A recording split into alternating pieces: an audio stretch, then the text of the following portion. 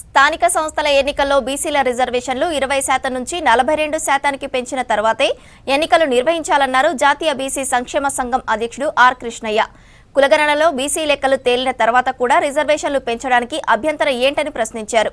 ఎన్నికల్లో ఇచ్చిన హామీల ప్రకారం ప్రభుత్వం బీసీలకు న్యాయం చేయాలన్నారు ఆర్ కృష్ణయ్య.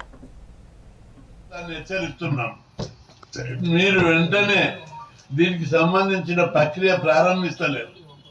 వెంటనే అసెంబ్లీ సమావేశం ఏర్పాటు చేసి అసెంబ్లీ లోపల బీసీ రిజర్వేషన్లను 42%కు పెంచుతూ చట్టం చేయాలి.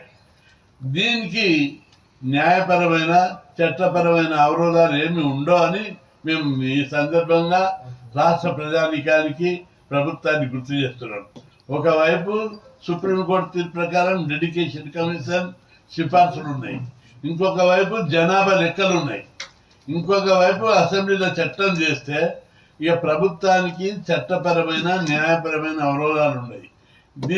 అసెంబ్లీలో తీర్మానం చేసి రాజ్యాంగంలోని 9వ షెడ్యూల్లో ఇది పెట్టాలని కూడా తీర్మానం చేసి పంపాలి.